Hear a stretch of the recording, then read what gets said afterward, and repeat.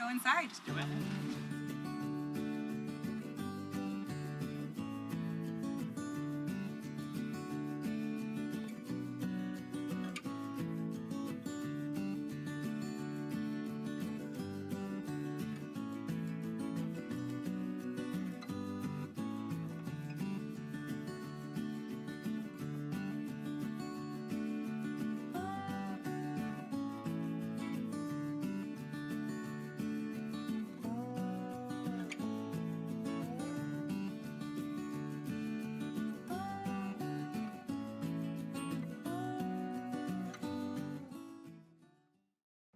So excited to be here for episode 9 of Lunch with the Top Producer. My name is Monica Rivera. I'm the team leader and director of growth for Keller Williams Southeast Los Angeles and an influencer with the Greater Downey Association of Realtors. I'm so excited to be here with my co-host. Hi, I'm Dan Navarez. I'm the president-elect of the Greater Downey Association of Realtors, and we're here at Fatima's Grill for this episode of Lunch with the Top Producer, and we are with our top producer. Hello everyone, good morning. Mariscal with Excellence Real Estate and also an influencer with the Greater Downey Association of Realtors. We're so excited to be here today with you, Mario, and we want to go ahead and get started right away. What is it that made you passionate about pursuing a career in real estate, and how does that impact how you serve your clients? I'm going to share my story with you. I've been in the industry for about 15 years. I got licensed in 2006, but my venture started in Countrywide. I started as a mail boy. I used to push a little mail cart. And my drive was always pushing the little mail cart, and I would see everybody on the phones dialing for dollars, and I always wanted to do that. I have no sales experience though, so everybody they wouldn't hire me. They wouldn't give me that opportunity. So I knew it was going to be a tough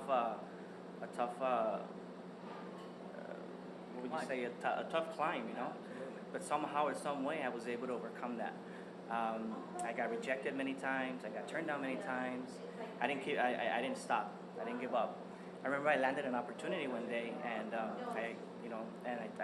sales manager he tells me go in and sit in the conference table. And I waited for him, and I'm sitting in the conference table, and he walks in and he hands me a pen.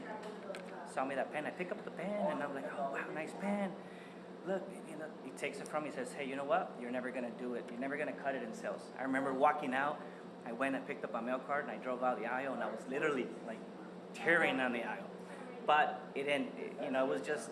I knew it was gonna be a challenge, and I didn't give up. So it would take me about 4 years to go from a mail boy to transition into a loan officer. And I could touch on that story if you guys want a little later.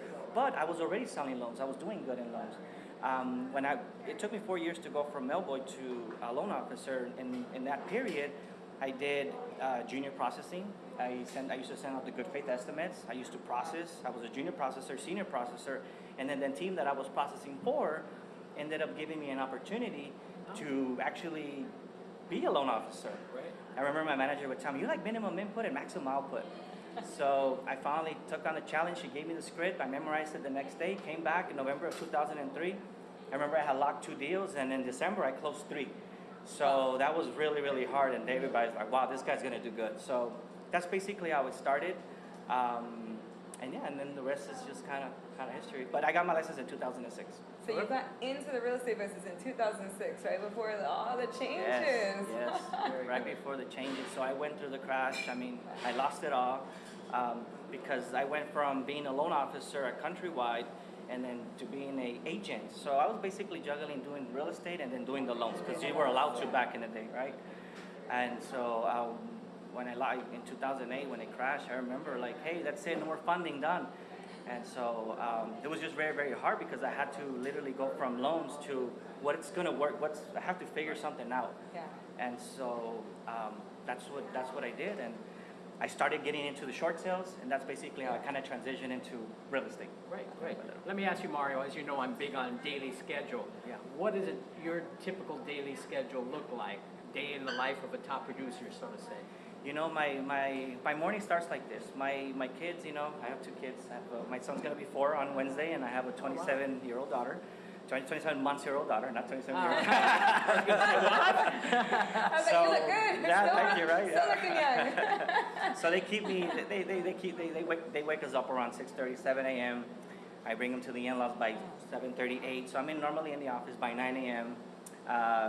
Between like 9:30 and 12:30, it's just I would say not cold calling, but just following up on my past database, checking in, making sure, whether I'm emailing or I'm texting or I'm calling my past satisfied clients.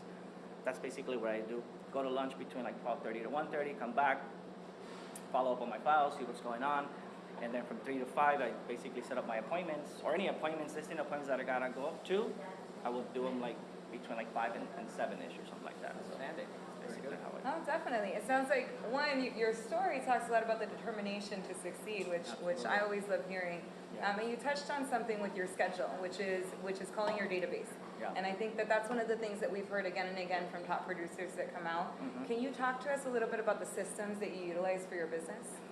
I didn't really start implementing the CRM until I joined Century 21 with Downey. Very, very thankful for that opportunity you gave me. I learned a lot. But prior We're to proud that, to have you. Still a proud. but prior to that, everything was just pretty much an Excel spreadsheet. That's how that was my database. And when I joined the C21 system, they were big on the CRMs. Yeah. So going back to your question, I use 3 CRMs. You might think, well, why is he use 3 CRMs? I use LionDesk, and that's to basically capture the lead and convert the lead. Once the lead is converted, then I transfer them into Elevated Network. And there I have them on basically campaigns. And then for the buyers that close a transaction with me, I put them on Corfac. So they get a monthly email from me, not for me, but for Corfac.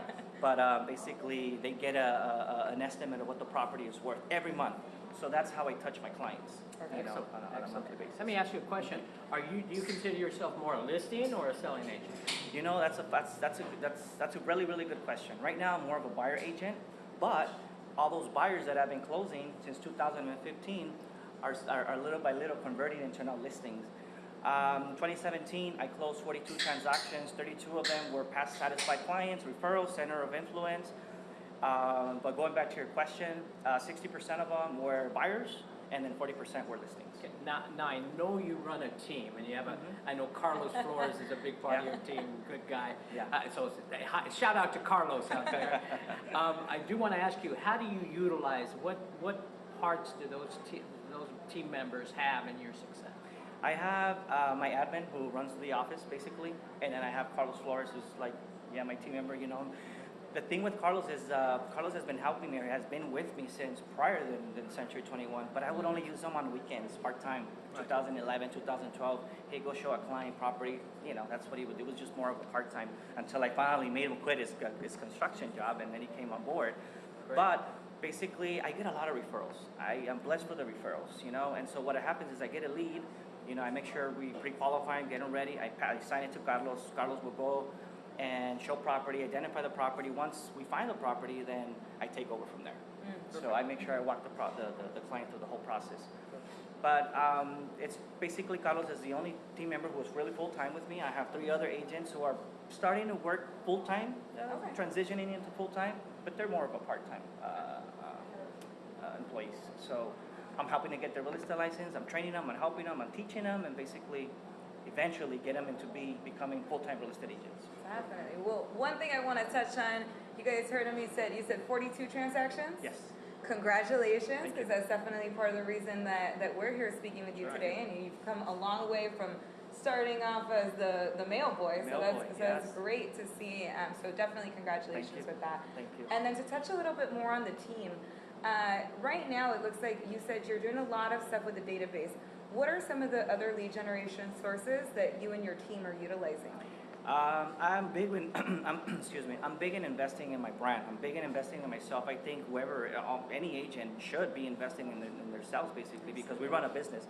So one of the things I do is I do Facebook advertisement, Instagram. I'm becoming bigger on the social media platforms. I post a lot of buy with 0 down signs, so we get a lot of leads like that. For sell signs, my listings. So all the leads that I get, basically, I screen them and then I basically assign them to my team members. Great. And those are the ones that go into LionDesk to go on the conversion campaigns. Yes. Let me ask you a question. Yes. Of the things you're implementing now that have brought you a lot of success, what do you wish you had started earlier in your career? more video, and my database.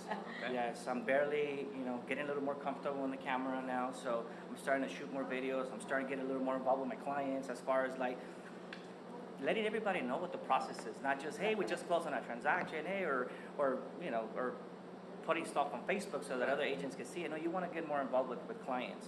Another thing too is my database. I really started working my database when I started with Century 21. So if I had done a little more of that, I think that my business would have been a little better. Another thing too is that before Century 21, I worked for Uptown Realtors in Whittier. Elizabeth Montes, great broker. I learned a lot from her, by the way. And but there I would do a lot of the loans and the real estate. So I wasn't really focused on one. And that's one thing. To be good at something, you got to master one.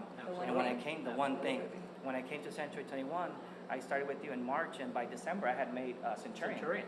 So that was it for me. It's just master and focus on just one field.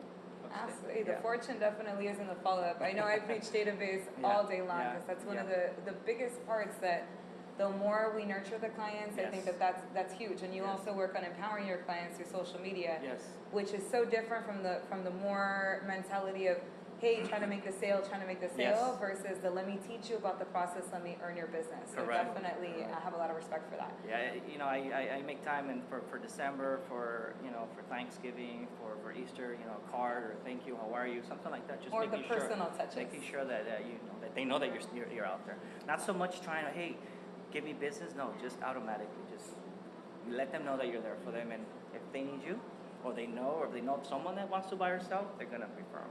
Absolutely. So 42 transactions, Mario.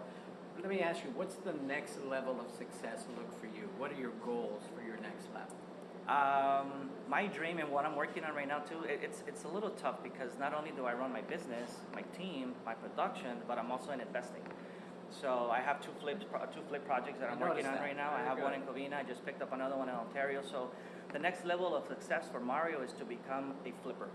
I want to be able to buy, flip, and then bring them to the office, listings, and then be able to sell, and hopefully that is going to bring us more business. So that's my goal. That's what I'm working, little by little, trying to work my way up to that. Very good. That's my dream. That's huge. I think that's one of the things with real estate is we have to really look at practicing what we preach, and we talk about building long-term wealth for our clients, and then we have to have that focus on doing it for ourselves as well. Right. Well, let me ask you this: you got into the business during a shift. Yes. Right. The market, of course, we all know it goes through cycles. Right. What are you doing now to kind of protect your business from the next shift? That's a good question. I think the market is strong right now, and it's only getting stronger. It's not like back in 2006-07 where the ugly loans or, right now to be able to buy a house, you must have good credit, you must have the income, and then you must have the assets, right? Unless you purchase with the down payment assistance. But I think when that happens, we just gotta prepare, adjust, and then make the shift. That's pretty much it, Okay. So we're prepared for that, and when it comes. Speaking of adjusting, let me ask you, what are you doing to prepare in case that market does take a shift? What do you have to say? You know what? Until that happens, I'm not gonna dwell on that. Like right now, I gotta focus on what I need to focus, stay positive, and keep doing what I'm doing, keep motivating my team, and basically, keep hustling, basically, And until that happens, then we'll adjust, and then we'll adapt. Yeah, just depending on whatever happens, then we'll adapt to that. But if anything, I think that nobody can predict the future, right? But I know the rates are going to go up, and so that's going to stabilize the market a little bit. So we're probably going to see a decrease in the market, but we don't know. So what we see here is you never gave up. You kept going, even when people were telling you, no, you're not going to be a salesperson. You kept going, and you've hit a level of success that very few people hit. Thank you. What words would you have for somebody starting out? What encouragement could you give them to get to a level that you're at? Find a mentor. Find a mentor. Find a coach. Be with good management. Find a good manager. Find a good company. Be coachable. I coach with David Halpern, so he helps definitely a lot. And then when you meet with the prospect, don't go and close. Know your product, know what you're gonna sell, and build that connection. Build that connection with that client. You have 5-10 minutes to really connect with that client. And I think that if you connect well, the sale automatically is going to happen. Absolutely. So if anything, if any advice I could give you guys is find a good mentor, take them to lunch, and know your product, know what you're selling, and then go out and tell it like it is, basically, you know? Definitely. It's so huge. I mean, we talk about, how we connect with clients, and connecting is that we capture them. Yeah. And a lot of people skip the connecting and cultivation and go straight to conversion. Yes. And I think without that middle part, we can't really, we don't build that relationship. We don't keep the client long term and have what you have now, where you have all these past clients that are now coming back into becoming those listings for you. Yes. For you, what are some things that you do so definitely coaching is one of those things for personal development. Any books or other things that you would recommend for agents that are out there? Not a big reader, that's one thing. But yes, I've read books. Think and Grow Rich by Downey is one of my favorites. First one I ever read. I have in my office an ABC, but not always be closing. No, I'm more of an always be connecting. So that's my thing. Just build that connection and go. You guys hear that? We said that how many times today? It's all about the connection and the database is huge, but it's that actual personal connection is going to be a big one. Yes. And I'd say if you're going to read one book, Think and Grow Rich is definitely a good one. Good place to start. Definitely. Good place to start, right? Oh, absolutely. Absolutely. Let me ask you, the prospecting activities you do, what one prospecting item would you say is your strength? Is it your cold calling techniques, your door knocking? What is your strength? I'm not big on the cold calling anymore because I've been blessed for my sphere of influence. Absolutely. I'm not the best door knocker. However, I will do it. I will go out with my team and do it. One of the things that we do is basically, let's say we pick up a listing, right? We get the listing. First thing I do is I buy the data. I have 2 Mojo lines in the office. We dump it in Mojo. We're calling the neighborhood, letting them know that we just listed a property and that we're also going to be holding an open house over the weekend. So that'll be done Tuesday. Let me give you an example. Tuesday and Wednesday, we do that. On Thursday, we're out passing flyers, door knocking, letting people know that we're going to have an open house. And Friday, Saturday, and Sunday, we're holding a mega open house. That's basically the way that we do it. And we just do that. That's just a system that I have, for the listings. Now, for the buyers, like for example, we have a booth in Baldwin Park every Thursday. It's a farmer's market, and we're there talking to people, giving prices away, and we get numbers, and then that's how we're able to, capturing and connecting. Correct. And we have a great loan officer, Jessica Cardones, who's my significant other. So she knows what it takes, and she knows how much I demand because I used to do that. So she's really, really good. She's on top of the clients or the prospects, and she's on there. An essential part of your team. Yes. Very, very, very much, yes. I love what you said about leveraging the way that you leverage listings. I know that's one of the areas that we focus on a lot. You said you get the listing, you get the data, you Mojo call the data, you door knock the area, you host the open house. Yes. Is there anything that then you do after that listing closes? Yeah, after the listing closes, yes, well, we just listed, or we could go back to that database again. Hey, we just sold your neighbor's home. Were you interested? Is there anybody that is looking to possibly sell or buy? The just listed postcards, basically it, Well, I definitely want to congratulate you, because that's one of the things we try to teach over and over and over again. You should only have your first few years of real estate where you're doing the hard part. Yes. Then you should get a database going and get a bunch of referrals. Correct. And that's what you're doing. And you can see that works. So if you're listening out there, please listen to what Mario's saying. Yes, you like you say, you nurture that database, and eventually, like for me with my kids, I like to spend the weekend with my family, my children. So I'll work hard during the week, Monday to Friday, and Saturday and Sunday I dedicate to my family. So, but that's where you work hard, right? To build that, and then after that you get to enjoy it. To have that legacy and be able to get more on the flipping side, so that you have more of that income coming in for the family. Absolutely. Yes. What does your business look like 5 years from now? Like I was telling you earlier, definitely more of a flipper and an investor. Definitely.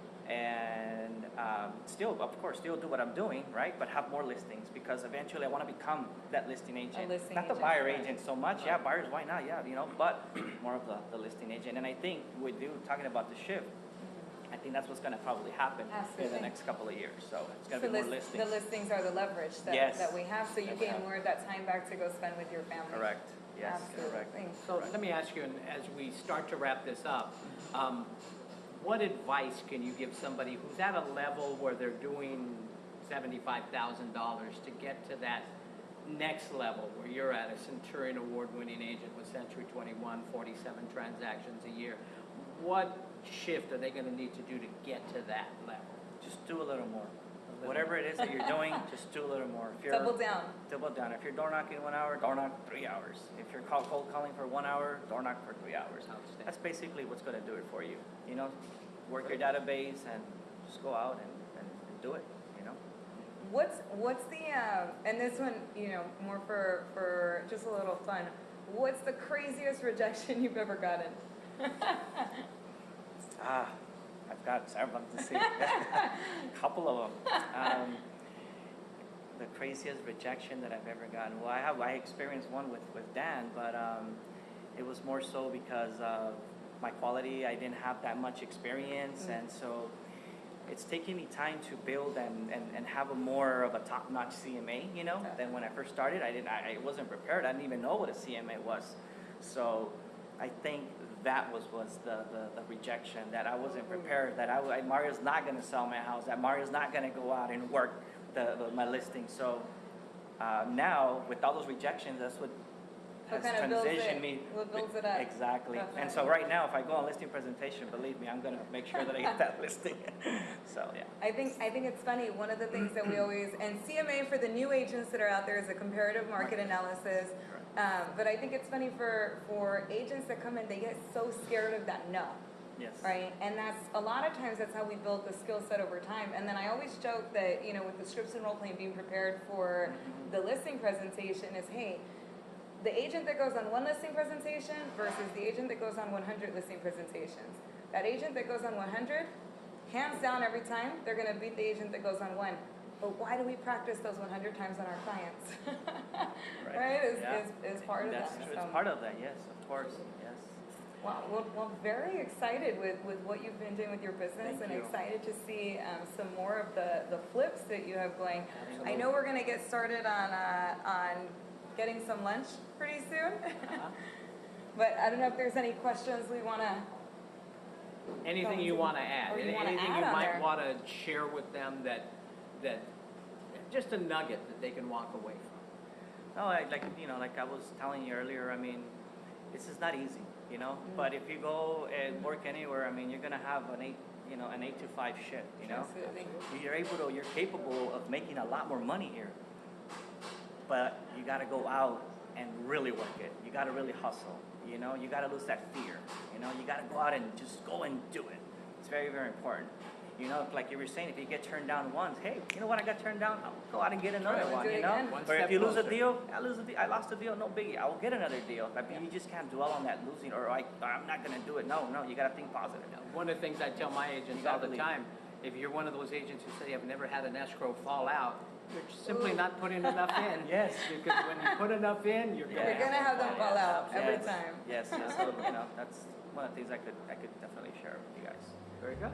Okay, well, I guess this wraps up our interview with top producer Mariscal from Excellence Realty. I'd like to say thank you on behalf of the Greater Downey Association of Realtors. I'd like to thank Monica for being here, and we're excited. Hopefully you got a lot of value out of this. And Mario, thank you again. Thank you, Greater Downey Association of Realtors, for what you do. Dan, thank you for taking the time to sit with me. Monica, it was a pleasure to meet you formally. Yes, thank you, and grateful for the opportunity. Absolutely. Thank you guys so much. And thank you to Fatima's Grill as well for hosting us. Can't wait to try the food.